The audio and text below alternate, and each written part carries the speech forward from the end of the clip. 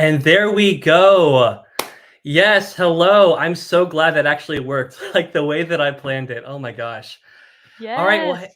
yes. Hey everyone, welcome to our live stream. I'm so excited to have y'all here. I got my comments up here. First time using this platform, it's going to be fun. So I want to test something out before we start. If you're watching, go ahead and leave a comment in the chat. Let me know where you're watching from. I want to make sure we can see everything you guys have to say. This is a conversation between Emma and myself, but very much conversation where you guys are involved as well. You've subscribed to newsletters, your friends, your family, your Kickstarter backers, all that good stuff. And we want to have this experience with you all as much as we can. So this is the Marrow and Soul live stream Q&A, but it is also kind of sort of a maybe duology live stream Q&A because I have the honor of having Emma Hill with me. Emma, say hi to the good folks at home. Hello. Yes, they're so excited to have her here. If you don't know who she is, she's Georgia, UK. Awesome. Yes. It's like so late there. I'm so glad you're here though. That's fantastic. Emma is the author of the Maybe Duology, two contemporary fantasy sweet romance books that are like nothing I've ever read. I am not a romance reader, and I really enjoyed It Would Have Been a Great Story. And that says a lot about it because I really don't like reading romance, but this one really captured me. So absolutely loved it. Not only is she a great author, she just ran a Kickstarter that raised over $7,000, and that just ended yesterday, right? Yes, it did. Yes, it did. Oh, that's fantastic. That is so exciting to have you on. So you got two people who have run Kickstarters, and that is something that I could not have said a year ago, being a situation like this. So we're so happy to have you all here. All right. So as we get started, I'm going to invite everybody watching to leave your comments in the chat, to leave your questions for us. We have a number of questions from people already, but if you have questions that come up during the time, we're going to make sure we answer questions from people who are live with us right now as we go through. So with that, Emma, are you ready to get started? I am so ready. And first off, I just want to say that I have all of our book babies right here with me because I was a proud backer of the Marrow and Soul. Yeah. Of the Marrow and Soul Kickstarter. And I just started annotating my physical copy today. And so I already have all of these fun annotations that I will definitely send you pictures of later. My gosh, that is amazing. Yes. So very, very excited about that. And it's just so fun to see authors succeed on Kickstarter. Like, I feel like it's kind of slowly becoming an addiction for me, like just following authors because they're running Kickstarters, because it's so cool to see dreams come true like that, you know? And it was so cool seeing it from my side. It was definitely a lot of work. So let's kind of go into that with the first question. So for your Kickstarter, which was one that I looked at a lot whenever I was planning mine, what was kind of your basic timeline of planning, promoting, launching? What did that look like for you? Yeah, so there's a lot of thinking beforehand without actually doing, and that can be helpful kind of setting the stage for it. But as far as actual action, I started planning, and I want to say it was this past May. That was around the time that a few authors we know, Amanda Aller, Kayla Ann, Angela Morris, were running Kickstarters as well. So I was watching them and kind of laying the groundwork for my own Kickstarter. And we saw all three of those Kickstarters succeeded. They were really successful. They raised a ton of money, which is fantastic. I started planning it for a while. I worked out all these logistics and things for a few months. In July or August, I started promoting it to people saying, hey, if you want to read this book, like there's a Kickstarter coming up eventually. And then I was going to launch in September, but I ended up switching my launch date to October for two reasons. One, Kickstarter has this like hashtag witch starter thing that gives you an extra boost of promotion for these kind of supernatural magic themed projects. And also because I wanted the project to run through Halloween and do a final push on like the night of Halloween and the morning after to get backers. So we got a good amount of support in that last stretch there. So it worked out pretty well. So overall, about 5 months to from conception to execution, and then another 3 months to just get everything else fulfilled after that.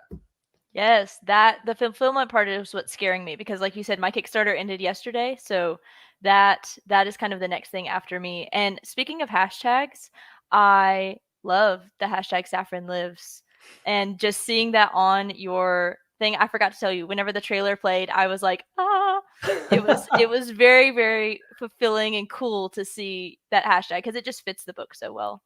Oh yeah, thank you. I love it. It's kind of thing that just comes up, you know, you write and you can't make the stuff happen. Inspiration happens organically and you find the stuff that really clicks. So you know how it goes. What about you? I mean, your Kickstarter just finished funding. So tell me about that. Yes. So It's actually kind of funny because it was definitely also Amanda she was the reason why I was remotely able to do this at all, because I was over the summer, I was just feeling very discouraged about book 2. Caroline and Tyler were not behaving in revision number 1, and also it was just like I had no idea what I was going to do for covers. I knew I wanted to go with more of a fantasy feel, but I was like, I can't afford these, cover designers, all this stuff. Mhm. And I saw Amanda run a super successful Kickstarter, and I was like, okay, maybe I should reach out to, the community around me. And instead of trying to do everything by myself, I should ask other authors for help. Wow. And because of that, she like got on a video call with me that night. I was in this house, I was upstairs, and she got on a video call with me and talked to me for like an hour about like, this is what I did, this is what you can do. And she was just super encouraging. And because of that, I was like, okay, I'm not doing this alone. I can do this. So, it was about August-ish, and then I watched you do yours in October. I started, I think, really advertising around October, November, and then December, and then January 2nd I launched. So yeah, that was my timeline. I definitely plotted a lot. I definitely overthought a lot. But yeah, I think the actual timeline was kind of like August to January. Yeah, and it's a tight timeline, but like if you know what you're doing and you have that community around you to help you make it work, that's really a fantastic way to do it. And as we saw, it worked really well because you've connected with your readers and your potential readers, and now you have a whole bunch more people interested in your stuff, and create a community around this really awesome world of like seers and readers and all of this really mystical mind magic that you've created in our Thank contemporary you. setting, which is so cool. We have I'm going to see if this works. I'm going to show it on here. We have a comment from the one, the only Leanne Horner, my mother, ladies and gentlemen. So she has this question. So I'm a musician. For those who don't know, you can see musical things behind me. That's my day job.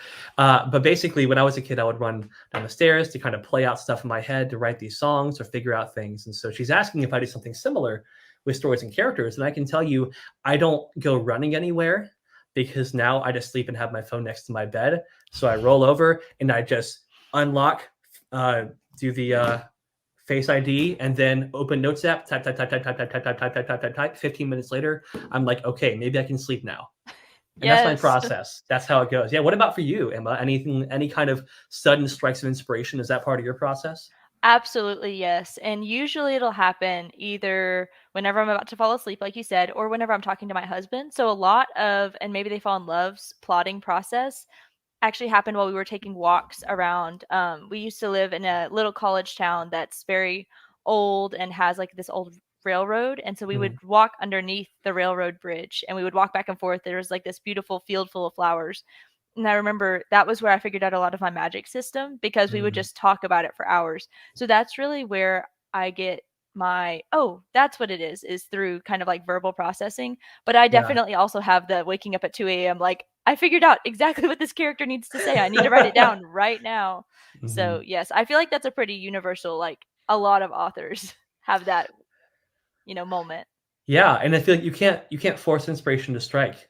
You can there's a lot to be said about like writer's block and things like that. And we'll talk about that a little bit later. But one big thing I've noticed is like sometimes you just have to let the story come, which means sometimes it doesn't cooperate when you want it to, and other times it's like knocks on your door and it's like, hey, I'm ready. Why are you asleep? Yes. And it's a weird situation, but it is it's very fun to explore, and us writers, we lean into it, which is really nice. Absolutely. So we have a comment from Georgia May that says, mothers are your biggest fans, except mine, who likes to tell me my books are too long. I love that so much. Oh my gosh. I mean, the experiment with parents can run the gamut, but I appreciate that your mother's like, hey, I don't have the attention span for however long this book is. Now, I really hope you're not writing books that are like 70,000 words and she's like, whoa, that's too much. Because I got Brandon Sanderson will have some words with her on that one. But, oh my gosh. So what's our next question, Emma? So our next question is still about Kickstarter, about our audiences. So we know that our mothers are going to be interested in our books, but how do you build your audience to get other people interested in your Kickstarter? Okay, I'm going to echo something you said earlier. And also I'm going to do this a lot when I'm answering questions, because this is one of the things I do. But community is a huge part of it. So I started like an Instagram account for writing at the end of November 2022. and I was like, I don't know what I'm doing. But I had some people like Amanda who were like, hey, check this guy out. He's writing books and stuff. And that's how I first, over that time, met authors like Kayla Ann, Angela Morris, and met Emma and other great authors that way. And started kind of learning, how does this industry work? How does the community work? How does social media work? And over time, you figure out how to build a community around the stuff that you like and the stuff that you're doing.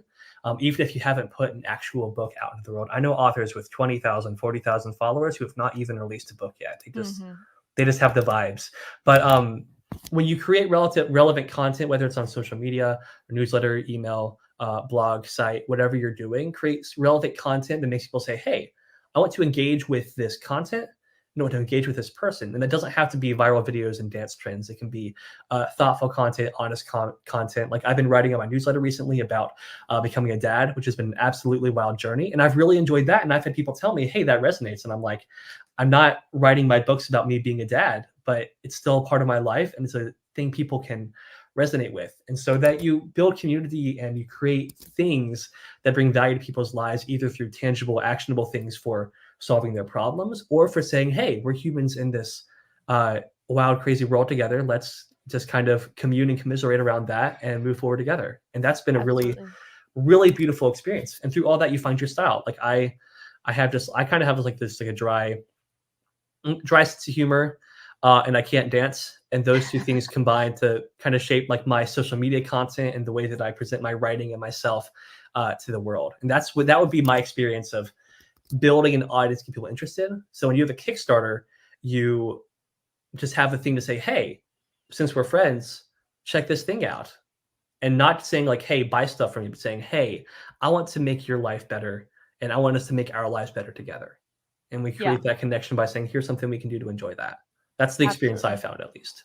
Absolutely. I would 100% agree with all the things you just said. Like really it is about connection. And I think in both of our books, having a story where people can see themselves, because definitely Saffron has that like wittiness and that dry sense of humor, and she has all of that going for her as well. And I know she also, I'm trying not to spoil, I'm trying to say things in a way that will not spoil anything, but she has parts of her personality that isolate her in some sense from the people around her. And so I think that that's something that people can learn from and grow from. And so, yeah, like being able to give that to somebody and have them feel seen. And, you know, my books, like I have the mental health situation, and that's kind of been like how I built my community.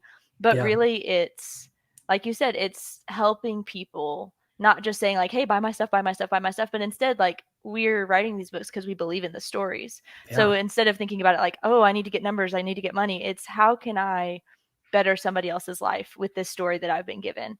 And so I really love how you said that. And Kickstarter is such a cool way to do it, because I found so many new like friends and readers and just people that I never would have expected to pick up my book who bought copies and are going to get copies pretty soon. So it's just super cool. It's absolutely a surreal feeling. And what you said, it's already escaping my brain, but like something along the lines of, we write because we believe in these stories. And that is such a poignant way to put it. I mean, it can be tricky with all the kinds of writing out there, but I believe there's so many writers and such a large cross section of people doing this who are like, I have stories to share with the world. And I'm not doing this to become a #1 New York Times bestselling author or to make lots of money, because I mean, we know how well that works out for most authors. But it's not about all of those things. It's about almost a compulsion. It's about this desire for connection, and it's about really self-expression through, in my case, and in Emma's case to an extent too, these fantastical ideas and worlds that are not part of our own, but to help us understand our own and help us talk about our own, which especially with the mental health aspect, like that's such a huge thing that's gotten more visibility in terms of treatment and awareness, I should say, in the last 10, 20 years. And see people write about that in fiction and use fictional ideas to express a very real reality in a very real situation. It's just really awesome. So I really appreciate that about your writing, Emma. Yes. Well, I also appreciate that about Saffron's journey and her healing. And I will not say any more, but I also love that. I think Georgia has a question, but I can't Here, let me see. I'm going to see if I can pin it on the screen. Can you see that? Yes, I can. Do either of you use Book Talk? No. I use Instagram because that's where I'm comfortable. And my students are on TikTok and they're not on Instagram, and I feel like they will find me if I have any modicum of success. So we're not doing TikTok. I don't know what about you, Addison. Ditto. I mean, I've thought about it in the past. I played around with like music TikTok stuff like 3 or 4 years ago when I first kind of looked at it, but I mean, I might make that dive. Some authors we know have made that leap, but Yeah. I found that most people I talk to, obviously I'm on Instagram and Threads and stuff. Most people tend to prefer Instagram for all this. And I mean, there's a place for book talk and book talk sensations and all these things. But I think, like any community, there can be some real positives and interactions, and there can be some real vitriol and poison and toxicity that really is not helpful. And Yeah. at least from what I've seen on Instagram, that seems to be less common. Yeah. Threads, I'm still up in the air about. We'll see. Maybe I just need to cleanse my algorithm, but we'll Threads is chaos see how it goes. incarnate, is Oh my what gosh. Threads is. It's wild. But yeah, like TikTok scares me because it seems aggressive, and also you can't hide the fact that you can't dance. Like TikTok is all dancing, at least from what I've seen. So yeah, my uncoordinated self is scared of it. Yeah, no, I don't know how I made it to being a professional musician with rhythm and no ability to coordinate my arms and legs in a way that others would consider worth seeing in public. Yeah, I it's really fine. don't understand. We all have our strengths and weaknesses, but Mhm. yes, moving on to things that we like better than TikTok. If you could have tea with one of your characters, who would it Oh, yeah. be and why? So I thought about this, and my answer, I was like, I don't know. And I was like, wait, I do know. So for me, there's a character in the book. If you haven't read it yet, his name is Father Aeneas. And I've debated for a long time how to pronounce it, like Aeneas or other things. So Father Aeneas, he is basically. I thought it was Aeneas. I know there's so many ways. Aeneas. So I actually got his name, long story short, came from the Enneagram, which is like this whole like motivation persona typing thing. But the reason I chose that name is because he, in a lot of ways, encapsulates kind of this unity of persona and this unity and maturity of kind of all these disparate parts of a human being, which is why I chose that name for him to kind of encompass that, because he's like if Dumbledore had been a general for 20 years before That's becoming accurate. a headmaster of Hogwarts. Okay, good. That's what I'm feeling. That's the 100% idea. accurate. Yeah. So that's but he's this person of supreme wisdom and patience and a little bit of mischievousness built in as well. But he is somebody who's going to be honest with you, and who's going to give you the benefit of the doubt, even when he is holding all the cards and holding all the power. He's not going to use that to abuse you or to put you down. He's going to use that as a chance to listen, to get to know you, and to help you become your best self. And I'm like, that kind of person is just like a balm to be around. So that would be my choice, 100%. So Emma, what about you? You can answer for Marrow and Soul, or for your own books, or for both. Ooh, I didn't think about doing it for Marrow and Soul. For some reason, I just immediately was like, oh, we're doing each of our own books. But for Marrow and Soul,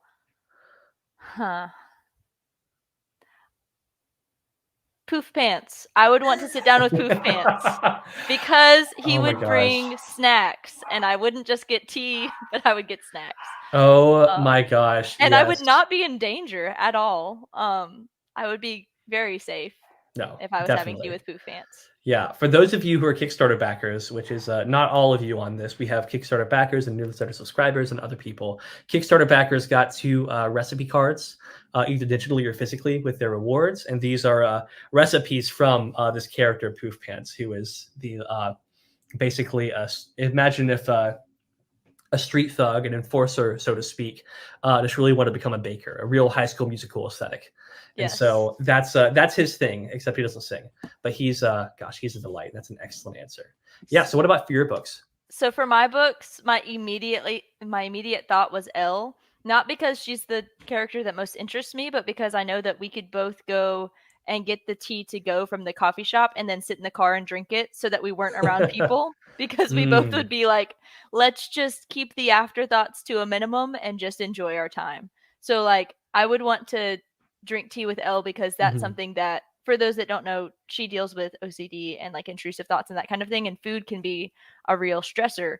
And so being able to have that in a controlled environment would probably be more comforting to both of us. So I would want to be with her, because with all my other characters, I don't know what they would do in that situation. That there are just too many uncontrolled variables.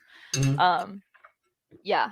That's Yeah. a fantastic answer. I think that's really perceptive because you're like, let's just not deal with the extra stuff we don't want to deal with, and let's create an environment where we both just feel safe and chill and can just enjoy this. And I think that's Absolutely. fantastic. That's really Absolutely. good. So we got a question from Kimberly here in the comments. Hello, Kimberly. Welcome to the live stream. She asks, if your main character was in our world, what music would they listen to? Oh my gosh, that is an Hmm. interesting question. Okay, I'm going to fumble around with words for a second while I think of an answer. I know. Do you want me to go first so that you have time to Yeah, think? yeah, Okay. go ahead. I know one of my characters. I'm terrible with music, so I just started listening to music last year and finding what I like and that sort of thing. So I really don't know much about music, but I do know 100%. And this is a secret that he keeps from everybody. But Tyler in It Would Have Been a Great Story listens exclusively to movie soundtracks. So everything he does, if he's writing, because he's a writer, if he's running with Caroline, if he's in the car, he is listening to like Lord of the Rings and Batman and like all of these all of these intense musical tracks. No contemporary like pop music. He doesn't even know anything about that. He is listening to movie soundtracks. Oh, that's awesome. That's a great answer. So for Marrow and Soul, Saffron, I was not sure. I was like, should I go period where she's listening to this kind of classical thing? It's like, no, if we were putting her in our world today, which is the question, I guess, Mhm. uh, she would be listening to 2000s, early 2010s punk rock Yeah, she because would. she wants stuff that is just hype and energetic and just so like over dramatic. And she's like, I'm gonna put my AirPods in and I'm gonna go climb this palace and I'm just gonna be in the zone. Yes. I was about to say it's her climbing music. That's Oh yeah. hilarious. Oh yeah. No, that's I'd never thought about that question before, and now I'm like, yes, that's it. Like, give me some like My Chemical Romance, So Long Good Night. Like, Yes. that's the vibe that we're getting here. And Kurt's just over there like bopping his head like, "Okay, we're here for it." Yeah. Oh, and also Saffron wouldn't know any of the words of these songs. She'd be vibing with them. She wouldn't sing along. She's like, I don't know what the song's about. It's just It's got just the that. sound. It's got those guitars and that Yeah. stuff. That's how she would describe it. I'm too busy with rule number 2 to pay attention to the song lyrics. Ah, that's what we call a deep cut into the Yes. story. Yeah, thank you. That's a great question, Kimberly. Let's do a couple more questions, and then We'll move to the next part, which will be the giveaway, which is super exciting. Yes. So, what's our next question, Emma? Our next question is, what do you do to stop writer's block? And I feel like this question is attacking us, first off, I'd like to say. But I'll Mm. let you answer first.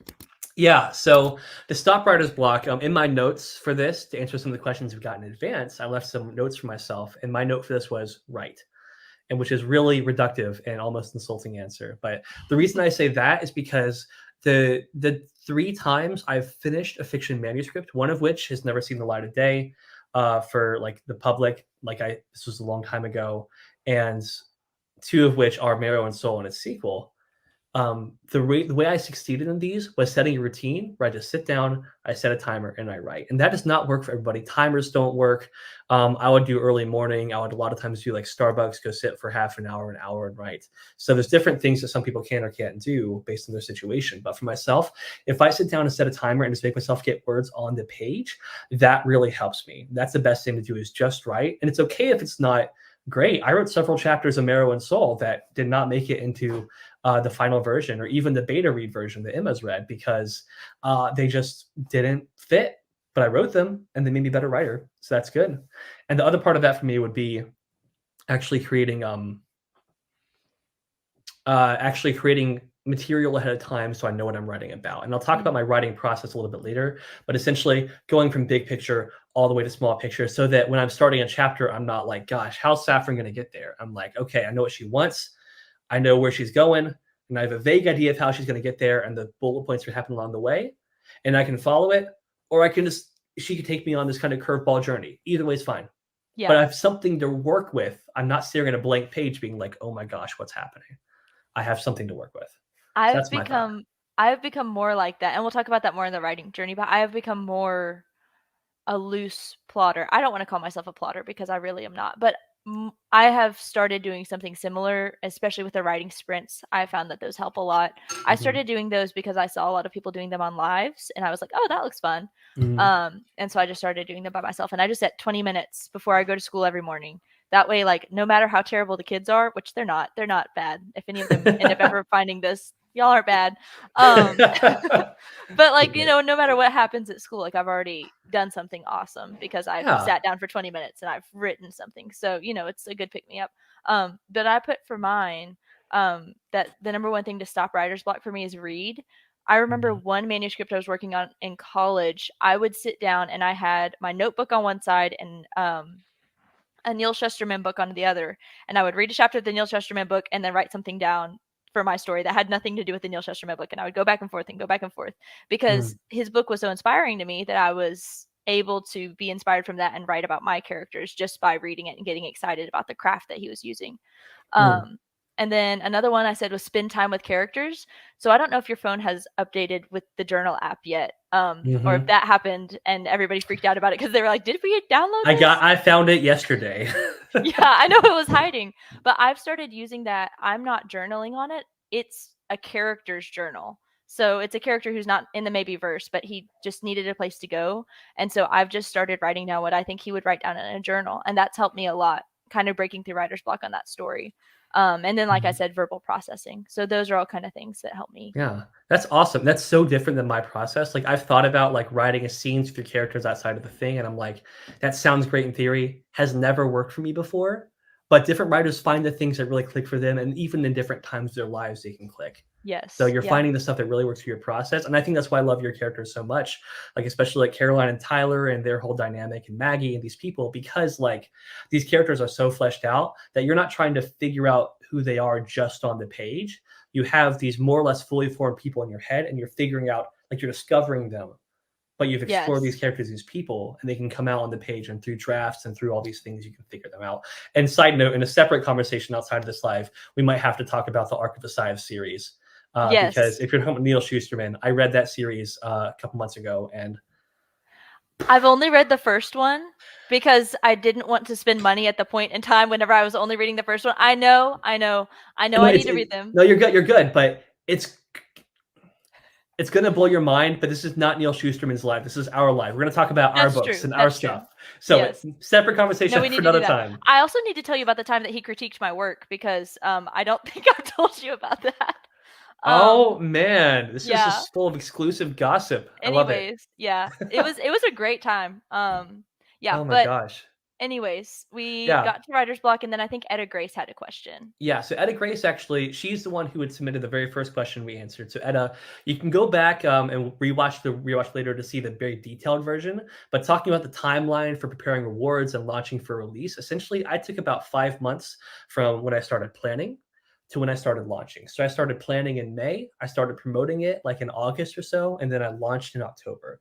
So I took time to figure out costs and logistics and all of that stuff. And if you want somebody else who has a ton of resources on that, you can check out Kayla Ann, author, Mm, on Instagram. She has like a whole like 50 something page crazy PDF. And that's her Kickstarter awesome. raised like what, like 12,000, I $11,000. think it was 11,000, yeah, because Yeah. I went and checked it the other day. Yeah, it was, I know, stellar. It's just example. It's an example of how to do this thing right and how to do it well, especially if you're starting from nothing, so to speak. Yes, absolutely, absolutely. Okay, Yeah. so back to food. What is your favorite writing snack? And I brought mine, but I'll let you Ooh, go first. yes. So my favorite writing snack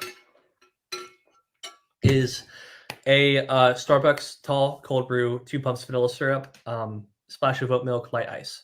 Nice. That's the drink. It used to be just a straight vanilla sweet cream cold brew, but I was like, I want less calories, I want less cost, and because if I'm gonna be drinking this a lot, which I do, then I need to not be breaking the bank on this. But thankfully, with reusable cups and all this stuff, I can get a lot of free drinks, and it's fantastic. So that's Mm, my go-to snack is definitely that drink, which I love. that's So amazing. I don't usually eat or drink while I'm writing, but if I do a 20-minute sprint, then I'll reward myself with something after the sprint. And usually I will have a like Earl Grey cup of tea, or I will have popcorn, depending on the mm, day. Today I have both. So nice.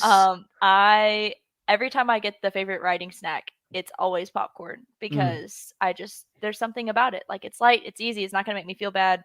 Yeah, and you can eat it and your hands aren't terribly greasy if you don't put a whole bunch of butter on it, and then you can just get right back to typing. So that's it's not like awesome. Yeah. Cheetos, you know? I can't even imagine being like, oh my gosh. But yeah, it's like you get popcorn, you get your nice story in front of you. It's like you can enjoy watching it like it's moving in your head as it plays out on the page. That's Exactly, yeah. fantastic. Brings a fun Yeah. vibe to the whole Oh my situation. gosh, I love that. So her question was your manuscript complete and edited before you started the 5-month lead up to launch? And I think we both Mm. have perspectives on this. So I'll start. I, at this point, had an edited manuscript. I was still working on beta reads, and that process was going on while I think that was around the time that I was starting the plan, like May, June, July. I honestly can't remember exactly because that was also the time I was drafting book 2, which has already been the first draft's already done, and it's already been with a couple of alpha readers, including Emma. So, I but will not spoil anything. I oh will my not. gosh. Well, I mean, I will really try. we're gonna have spoiler talk later, so we can spoil maybe some things, at least with Okay, the first book. So we'll okay. see. I'll wait But till then. no, but I know for myself, having a finished manuscript or more or less finished was helpful so that I can make little tweaks and formatting things in the lead up so that when I finished the Kickstarter, as soon as I got my funds, I put in that $1,000 order on Ingram Spark for these like 80 copies of my book. And I can just go ahead and do that and have that done. And it was really fantastic. That way I could go ahead and use the Kickstarter money to do that. And I actually got to order extra copies so that I got my Kickstarter funds and I have a shelf here full of my extra books so I can sell them at local events and things. So yeah, having that ready early, not necessary, but it's helpful. I know Amanda Aller has Yeah. also said that she wished she'd done a little more uh, editing and final prep before the Kickstarter just to so fulfillment be easier. Mhm. But as long as you have a plan and you know when you want to fulfill it and actually send stuff out there, you can do it however. So what's your experience, Emma? So, first off, I wanna say that I have no concept of time, so, remembering this is gonna be fun. But I will say that I was just looking over Kickstarter best practices recently, and I saw something that said that it was best if your project is at least 75% complete. Mhm. And I feel like for me, that means my manuscript, the words are done. Mhm. Maybe formatting isn't done, maybe I haven't gotten proof copies yet because I waited to get those until, like, December. One of them, it would have been a great stories copy. This copy got Mhm. here the day before Christmas. So that was not, I didn't have those before the Kickstarter started. But I think Addison was editing because he's Addison edited. It would have been a great story. I think you were doing that in October, right? Wasn't that when that was happening? That sounds right. Yeah. Ish. That Yeah, sounds right. October or something like that. So that Yeah. was happening, but I had, before the Kickstarter launched, both of the books were completely done. I had all my bonus stories written, and I had my the Kickstarter stretch goals that I could get done ahead of time. I had those done. Now that being said, we unlocked a lot of stretch goals. So I actually was talking to both my artist who did the chapter headers and the musician that I collaborated with Mhm. today about kind of fulfillment for those, because I'm hoping to place my big order of books mid-February. So I'm not going to be able to buy all those books immediately because I'm still waiting on some formatting stuff. I'm waiting on some chapter Mhm. illustrations, and I'm waiting on the songs to be live so that I can put a QR code in the back of every book, Yeah. which is going to be super fun. That's But cool. yeah, but so that side of things I didn't have ready ahead of time because I couldn't prepare for that. Like, without the Kickstarter, there's no way I could have had all these things happen. Um that being said, I do think having the story done, like Addison said, it can take a lot of the stress off of you. And also it can help you with promotion because if the book's done, you have more quotes you can pull from. You can start sending it out to people to read and endorse. Like, I had Mariah endorse my book, and then I used Addison's editor feedback as an endorsement because, just why not? So it was great. So those having those ducks in a row can really, really help, but Mhm. you do not have to have everything all together before you launch. Like, I know some people don't even have their physical books before they launch, and that's okay. Mhm. Yeah, it really does work out, and it's helpful to plan ahead with all the logistics, especially when you're doing self-publishing. Like, I had my cover designer booked several months in advance because Mhm. I know I'm gonna need this at some point. There's a lot of logistics to go with that, like knowing your trim size, which all that whole thing's nightmare. But like the fact that I had like a physical copy. This is actually my latest Amazon proof copy. I just got this past week, but I have like 7 stages of proof copy around here somewhere. But Yep. having like a copy in my hand, I could point and say, "This is the book you're getting," is huge. Yes. Which is why Kickstarters that are like authors saying like, "Hey, I wrote some stuff, you should buy it," don't really tend to work out so well. But Kickstarter saying like, "Hey, look at this cool thing. Here's what it's about. If that resonates with you, come on this journey with me." That's why that works so much better, and that communities and gets funding and gets awesome indie books out into the world. Yes, absolutely. Because I could show a graphic of the 2 covers, which, I did. That was part of the Kickstarter. But being able to like hold them and like have, I don't know how many times I've flipped through these books for videos for Instagram, but like just showing them like, hey, this is a physical thing that you can hold and it's cool, really hyping up the floppiness factor of the paperbacks. Oh my gosh, it's great. Yes. Look at that thing. Right? I know, It's they're fantastic. awesome. It's beautiful. Yes. Oh my gosh, it's really awesome. So, It is. all right, we have another question from Etta Grace right here. Let's put that on the Ooh, screen. yes. How did you determine the monetary goals for the Kickstarter? Did you deliberately set it low, expecting to reach stretch goals, or were you surprised? Was it breaking even on the cost of the rewards? Ooh. This is such an interesting, weird thing. About Kickstarter. Because traditionally, at least from what I've understood Kickstarter to be in the past, people are like, "Hey, we need X amount of money to make this happen. If we don't get this money, this doesn't happen." Yeah. But I know for myself, when I started this planning process, I was like, I am publishing this book. Yes. It's getting out there. The It's just what it Kickstarter looks is, like. yeah, the Kickstarter is a way to help me get the funds and make things happen. So I'd already I'd invested my own money into editing and cover art, for example, beforehand, which not everybody can do beforehand based on whatever your financial limitations are, or your time limitations, or whatever, or even your connections and people you know. Right. But with that, I knew if I can set a low goal, and this is wisdom I got from the Kickstarter for Authors Facebook group, which if you're not part of it and you want to do a Kickstarter ever, join that group right now and just soak in the wisdom there. Because even just for fun, because they're so cool. It's great. You can have weird conversations about like packing materials. It's great.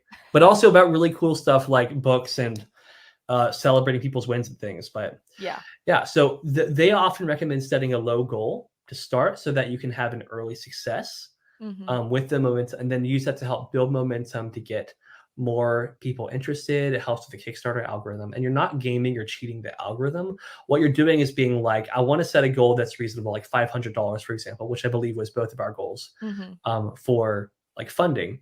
And if I stopped at 500, I'd be like, well, it's not a lot, but it's something. And I can get some books out in the world, which is really great.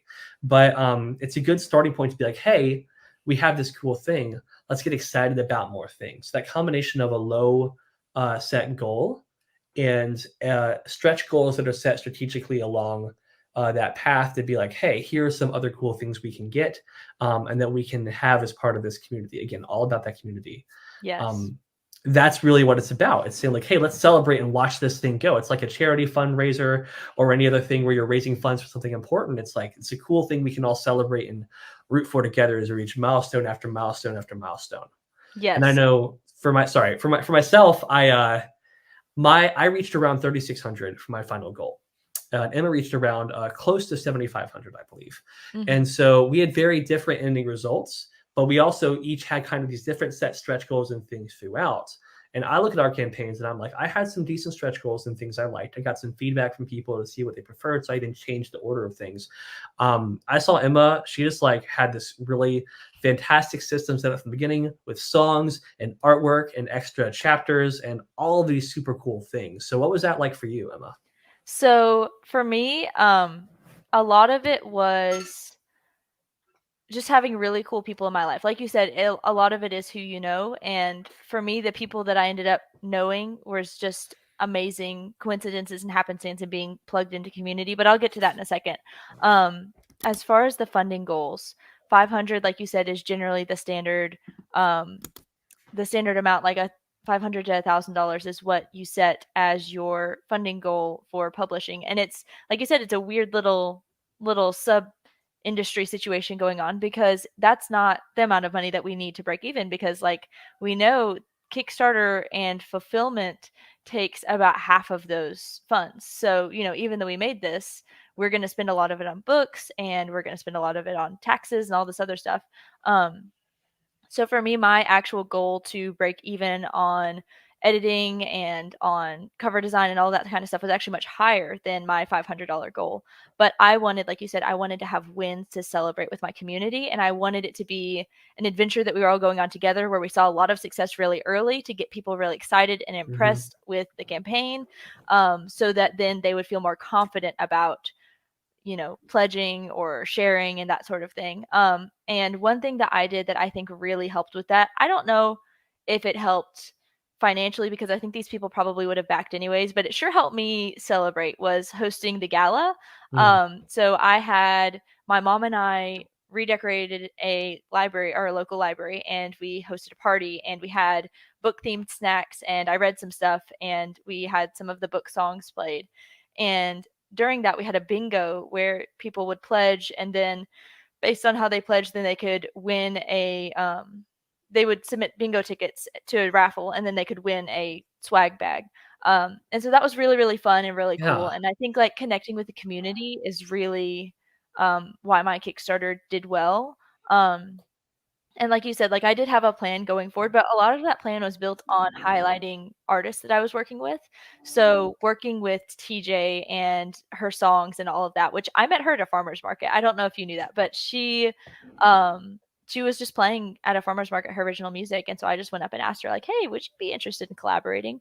And it just worked out really well. And so Wow. I think a big part of why people were excited about the stretch goals was because they saw how excited I was to work with other artists. And Hmm. that's just one of the most amazing things about Kickstarter, that we get to celebrate with other artists, and we get to, shine a light on their work. Even like my bookmarks were made by somebody that I met in college. A lot of my stickers were made by friends that I have on Instagram. So just having all of that built into it, I think, was how I chose to set my stretch goals, um, Yeah. and why people were excited to reach them. So, yeah, sorry for the long-winded answer. No, that's good. That's really cool. And seeing the way that comes together and the unique ideas you do to kind of make that happen is really, it's so fun. With every Kickstarter and every author kind of has their own way of doing it, and seeing the way it's Mhm. worked out for you has been really, really awesome. I will say that as far as the cost of the rewards and stuff, the planning is really crucial. Mhm. I did a lot of planning, and even so, there's still costs I didn't anticipate and things I wasn't sure of. So I'm making a profit on this Kickstarter, but it's not a huge profit. Yeah. So I know for next time I do a Kickstarter, I already have plans for how I'm going to make sure the value is as high as possible and the extra expenses as low as possible, so that the backers get a really solid product in terms of high quality books and things. But I'm not spending money on things that aren't making that happen. That's going to Yes. be the most important part of this process as you consider doing your own. Yeah, I'm glad that's helpful. So let's see how we're doing. These have been some fantastic questions so far. So um, we have one more question kind of in our initial Q&A lineup from people beforehand.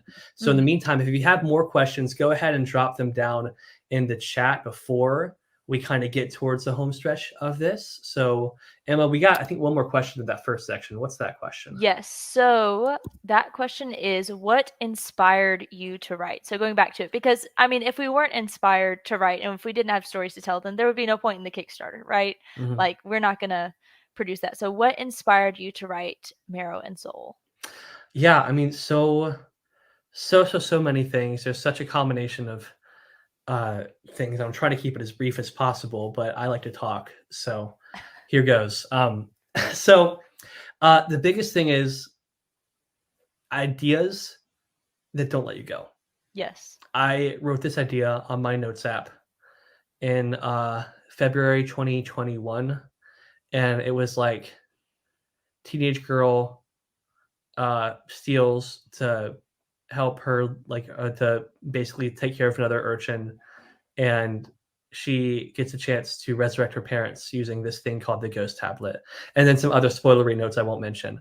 But that was basically what I said, and it was fun because I also described Aeneas as first as this angry old priest, and seeing the delicious change in his character as I actually made Yes. the story was so much fun, because he is very old and very not angry, which is great. Yes.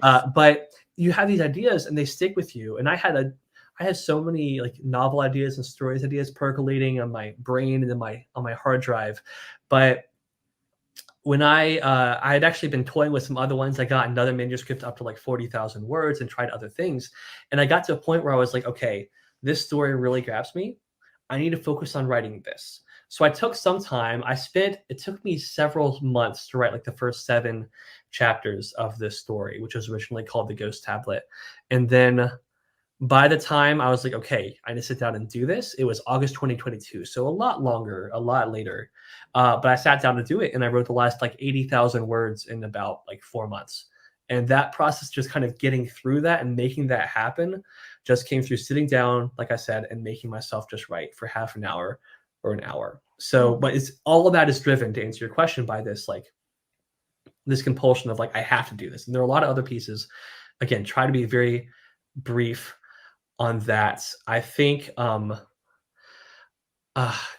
think there are other components. There's messages I want to convey, there's themes I want to explore, there's the way that my faith interplays with all of this, and there's all these different pieces that really combine to create a story that has a lot of meaning to myself, and to other people, hopefully, as well. And so far I've really enjoyed seeing that resonance and seeing that people want to know, what inspires this, because that is such an important question that all of us have to answer for ourselves.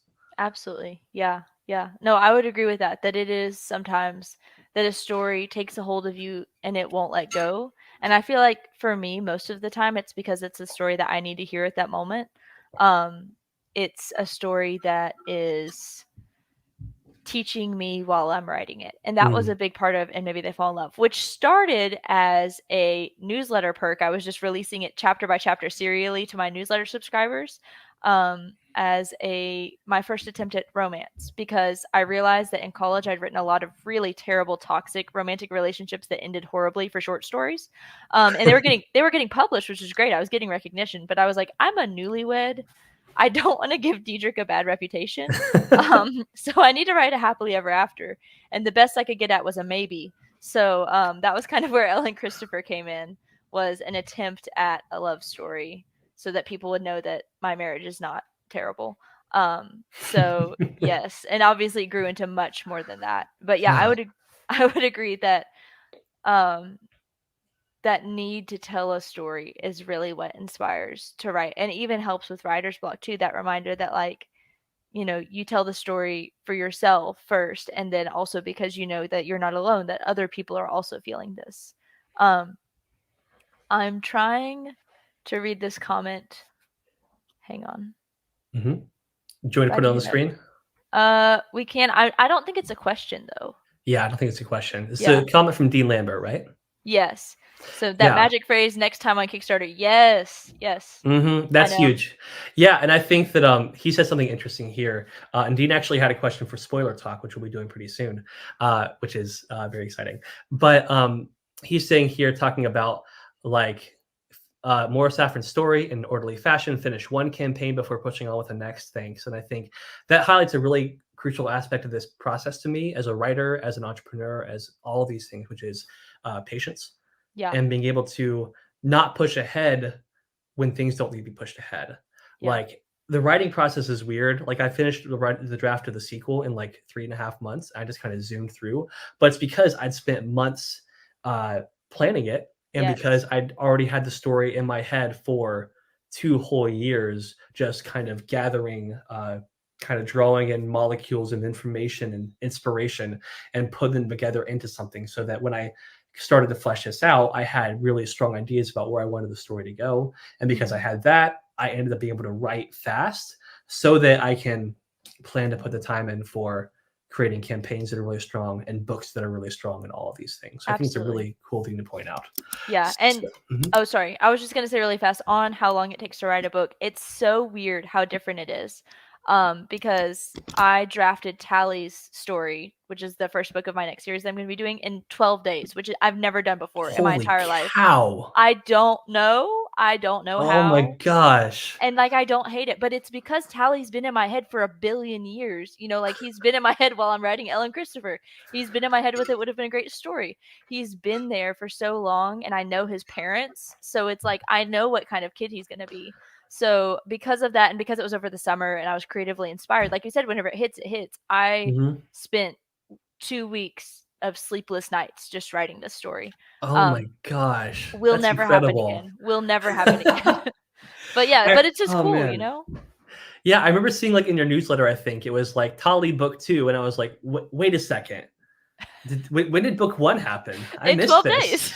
Oh my gosh, that is so wild, but it's so different, and even just in talking about this, I love how we see the different processes, how we different approach our Kickstarters differently, how we approach writing differently. You talk Mhm. about getting, having, like, stories published and things when you were younger, and I'm like, I've I my writing journey has been so different than yours, and every writer can say the same thing about these different things. Like some people have these like doctorates in creative writing, like my editor, who's a fantastic writer and editor, and some people just kind of have ideas and do stuff, and some people are English teachers, like Stephen King, and some people just kind of just create stuff because they're compelled to, and that's it. Yeah. They don't have a certification. They just like to create, and they all do it differently, and they can all create incredible works of art that way, Absolutely. which I One of love. my favorite stories is Haley Reese Chow is a science fiction author. She's a science fiction romance author, and she's an engineer by day.